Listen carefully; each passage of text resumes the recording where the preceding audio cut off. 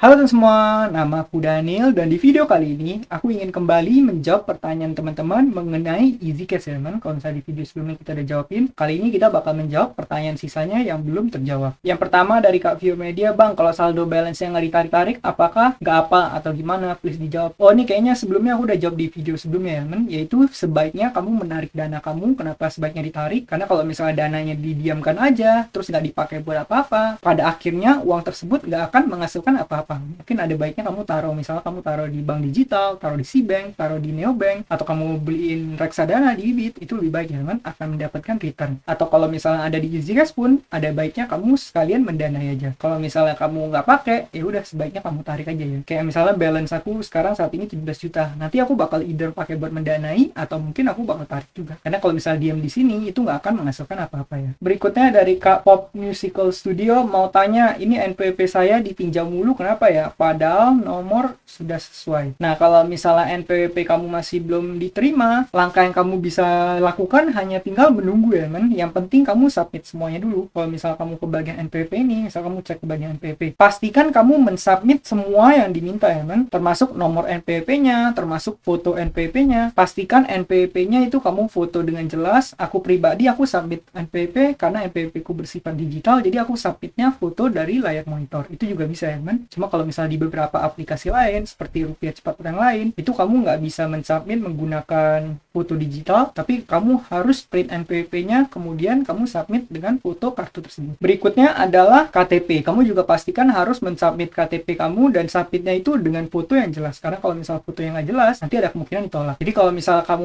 udah lama masih belum ditinjau, itu ada kemungkinan karena mungkin fotonya nggak jelas atau datanya kurang tepat. Kalau misalnya kamu udah nunggu lama banget dan belum diterima juga, mungkin ada baiknya kamu coba untuk menghubungi tim support ataupun RMN. Karena harusnya proses di EasyCash nggak sesulit itu. Bahkan proses di EasyCash jauh lebih mudah ketimbang dengan di Rupiah Cepat dan juga di Uang Mianan. Nah, semoga buat Pop Musical Studio, semoga ini bisa menjawab kamu ya. Berikutnya dari Kak Fadulo Putra, Bang, misalnya kita pengen minjamin uang ke orang di EasyCash, kemudian orangnya gagal bayar, uang kita bisa balik gak, Bang? Nah, jadi seperti yang kamu ketahui, kan platform EasyCash ini adalah tempat kita menyalurkan dana ke pinjaman yang bersifat konsumtif, di mana orang tersebut meminjam untuk kepentingan yang sifatnya konsumtif. Maka dari itu ini merupakan investasi yang tinggi resiko. Pertanyaannya di sini adalah apakah kalau misalnya orang gagal bayar, apa yang terjadi dengan uang kita? Jawabannya adalah tergantung platform tersebut udah punya asuransi atau belum.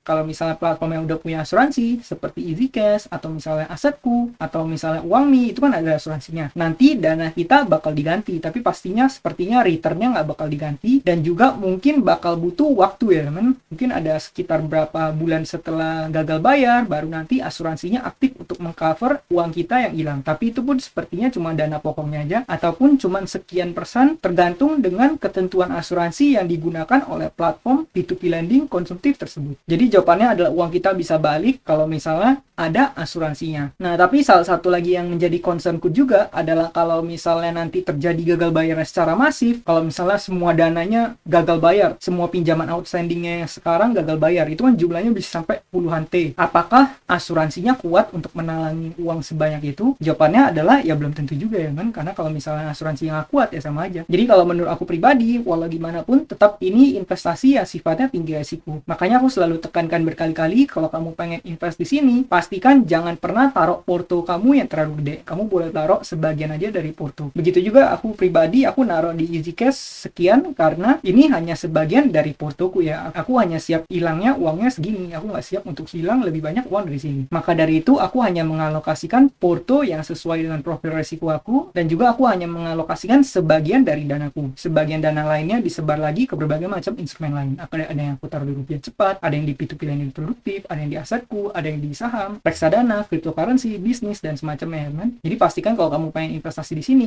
ingat ini investasi tinggi resiko, jangan lupa untuk lakukan diversifikasi. Semoga membantu buat kamu ya, Kak Fadulo Putra. Berikutnya dari Kak Rosalia Sulisyawati, Ko Daniel mau tanya, kalau kupon platinum platinum semuanya sudah habis kita pakai, apakah akan bisa muncul lagi, misalnya muncul 1 bulan kemudian, atau hanya 1 kali saja, Kamsia. Nah, jadi gini teman, kalau misal kamu ke bagian Mi, terus kamu pencet ke bagian kupon di sini, kan aku nggak miliki kupon. Tapi kita bisa klaim kupon, caranya gimana? Caranya adalah kita mengklik ke bagian platinum ini ya teman, yaitu ini level kita, level pendanaan yang udah kita salurkan. Semakin besar level pendanaan kita, maka nanti level kita semakin tinggi. Ada yang VIP biasa, VIP silver, VIP gold, VIP platinum. Nah, dengan mendanai sebanyak 200 juta sekian, aku posisinya saat ini di VIP platinum. Nah, kalau misal kamu lihat, kan di sini kamu bisa punya reward yang kamu bisa klaim. Contohnya di sini kamu bisa klaim kupon member 10.000. Kamu bisa pencet gain di sini ya, teman. Begitu juga dengan kupon member 1+1%. Nanti return investasi kamu bisa bertambah 1%. Ini juga kamu bisa klaim. Ada juga kupon member Rp50.000. Nah, pertanyaannya, apakah kupon ini kalau misalnya kita udah klaim, nanti bakal muncul lagi? Jawabannya adalah iya, itu bakal muncul lagi. Tapi aku nggak tahu waktunya itu selama berapa saat. Tapi biasanya setelah aku klaim, nanti beberapa saat kemudian kita bisa klaim lagi ya. Aku nggak tahu itu selama berapa lama, tapi sepertinya sih 1 bulan ya. Nanti kalau misalnya aku tahu jawabannya, aku bakal coba kabarin di channel ini ya, kan? Jadi buat kamu yang pengen mendanai, kamu nggak perlu takut untuk segera aja klaim kupon ini. Pastikan kamu pakai kupon tersebut untuk mendanai. Tujuannya apa? Tujuannya untuk meningkatkan return hasil investasi kamu. Kamu nggak perlu khawatir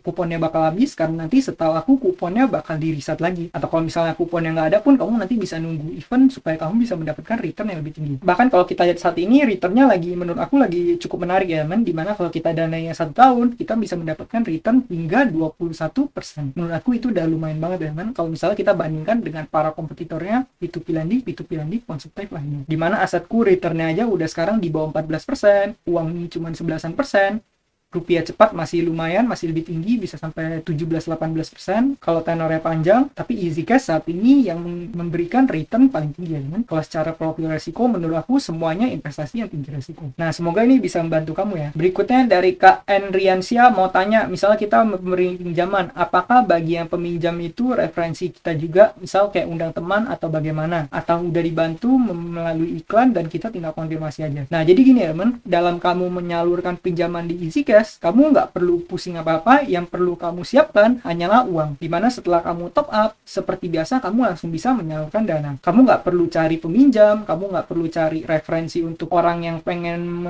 mendapatkan pinjaman konsumtif, orang yang pengen jadi borrower, itu nggak perlu. Yang perlu kamu lakukan hanya kamu tinggal top up di sini. Nanti kalau misal kamu udah top up, uang kamu bakal masuk di balance. Setelah uang kamu masuk di balance ini, nanti kamu bisa salurkan uangmu. Caranya tinggal ke bagian ini ya, teman, ke bagian home, kemudian kamu tinggal pencet lend di sini. Setelah itu kamu tinggal pencet lend now, kemudian kamu tinggal masukin jumlah yang pengen kamu salurkan, minimal 1 juta rupiah. Setelah itu nanti kamu tinggal select borrower di sini, kamu pilih siapa aja yang pengen kamu danai. Nah, di sini kamu bisa lihat ya, di mana kamu bisa salurkan ke orang-orang dengan berbagai macam credit score. Jadi kamu nggak perlu mereferensikan orang-orang ini, kamu nggak perlu menemukan siapa orang yang ingin menjadi borrower di sini. Yang kamu perlu lakukan hanya kamu menyiapkan uang, terus kamu tinggal secara otomatis atau secara manual kamu pilih orang-orang yang pengen kamu salurin. Nah, di video sebelumnya aku udah klarifikasi ya teman, di mana credit score itu ternyata yang paling baik adalah yang angkanya mendekati 0. Berarti angkanya semakin rendah 0, itu semakin bagus. Orang yang memiliki credit score 0,3 lebih bagus dari orang yang memiliki credit score 0,8. Tapi selama ini salah. Jadi selama beberapa tahun ke belakang, selama 3 tahun aku mendanai, aku selalu mendanai ke orang yang memiliki credit score di atas 0,5.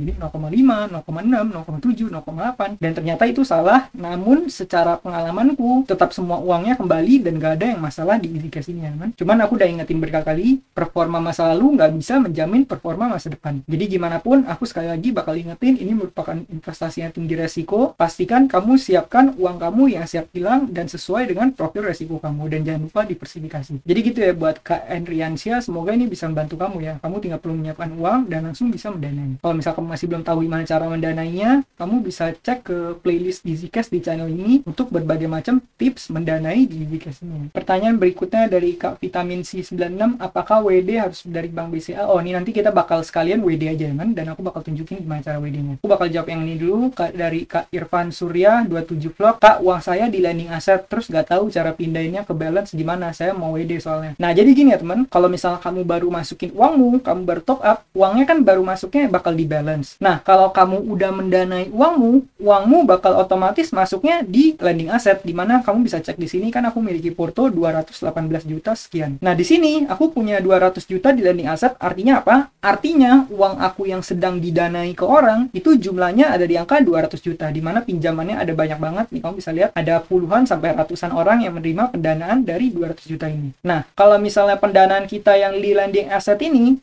kita nggak bisa pindahkan ke balance ya teman. Kenapa? Karena balance itu adalah dana kita yang sedang nganggur. Istilahnya balance itu wallet kita atau saldo kita saat ini yang belum kita lakukan pendanaan. Jadi kalau misalnya kamu uangnya udah masuk ke lending asset, uangnya sedang didanai, bagaimana cara supaya bisa masuk balance? Caranya cuma satu. Caranya adalah dengan menunggu uang tersebut sampai pendanaannya jatuh tempo, pinjamannya jatuh tempo, udah beres, baru nanti kamu mendapatkan uangmu kembali, baru uangnya bisa masuk ke balance. Nanti setelah uangnya di balance, itu baru kamu bisa melakukan yang namanya withdraw. Nah, kalau misalnya kita cek di sini salah satu pinjamanku, mungkin katakan kita ambil pinjaman yang udah lama. Katakan di sini aku mendanai 26 juta. Kan di sini kamu bisa lihat aku melendingnya itu tanggal 28 Januari 2022. Nanti payback time-nya itu adalah tanggal 22 Januari 2023. Dan nanti expected income-nya di angka 5.300.000. Jadi setelah aku mendanai 26 juta ini, aku bakal menerima 31 juta setelah aku mendanai selama 1 tahun. Dan kapan uangnya bakal masuk ke balance? Uangnya bakal masuk ke balance di payback time-nya ini, yaitu di tanggal 22 Januari 2023. Selama belum nyampe 22 Januari 2023, uangnya aku nggak bisa otak-atik, aku nggak bisa ambil, aku nggak bisa tarik, aku nggak bisa apa-apain, nggak bisa pindahin ke balance. Yang aku bisa lakukan apa? Hanya bisa menunggu hingga tanggal jatuh tempo uang tersebut berhasil dikembalikan karena peminjamnya atau borrowernya udah melunasi pembayarannya kan? Jadi buat Kak Ivan Surya 27 Vlog, uang kamu nggak bisa dipindahin ke balance. Kamu harus menunggu sampai pinjaman tersebut jatuh tempo, baru uangnya nanti secara otomatis masuk ke balance. Dan nanti setelah uangnya di balance, baru kamu bisa melakukan yang namanya withdraw. Tapi seperti yang kamu udah cek di video-video sebelumnya, kalau kita melakukan withdraw itu pun perlu beberapa hari sampai uangnya bisa cair dan masuk ya kan? Nah, mungkin aku bakal tunjukin gimana untuk cara melakukan withdraw ini sekalian menjawab pertanyaan dari Kak Vitamin C96, apakah WD harus Bank BCA? Nah, jadi gini ya teman, setahu aku kita hanya bisa melakukan withdraw ke Bank BCA dan kita nggak bisa melakukan withdraw ke bank lain. Kenapa? Karena saat kita pengen melakukan withdraw, di sini kamu bisa lihat ya, kita nggak ada dikasih opsi untuk bisa menarik ke instrumen lain, misalnya ke GoPay, ke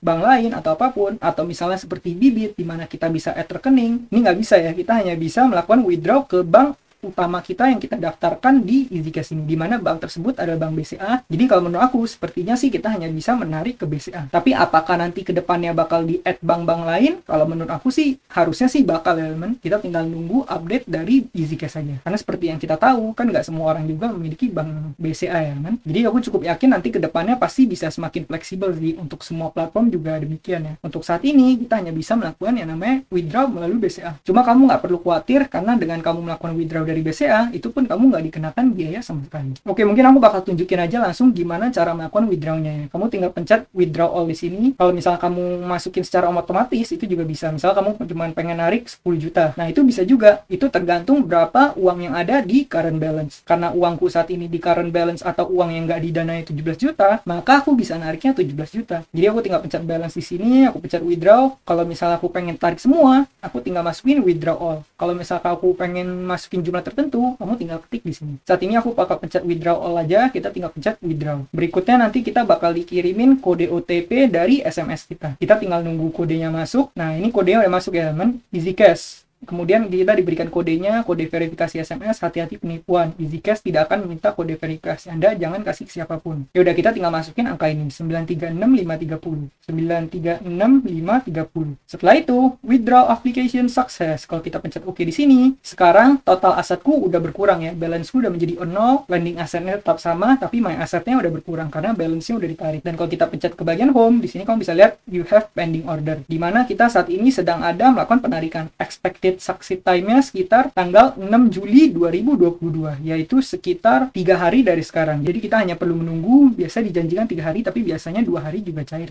Nah, jadi gitu ya, buat Kak Vitamin C saat ini hanya bisa melakukan penarikan ke Bank BCA ini. Nah, mungkin sekian aja jawaban-jawabanku mengenai platform EasyCash ini, supaya videonya nggak kepanjangan. Nanti kalau misalnya ada pertanyaan lagi, aku bakal coba jawabin di video-video berikutnya, supaya teman-teman semua bisa lebih ngerti mengenai pendanaan-pendanaan atau melakukan investasi di instrumen dengan P2P lending konstruktif seperti EasyCashMe. Nah, bagi kamu yang baru mulai mendanai, kamu boleh menggunakan kode referral yang udah aku tulis di kolom deskripsi supaya kamu dapat bonus investasi. Kemudian cek ke bagian playlist untuk review platform keuangan lainnya juga. Sekian video dari aku, semoga video ini bermanfaat, dan akhir kata jangan lupa untuk selalu invest in yourself. Sampai jumpa di video berikutnya. Bye.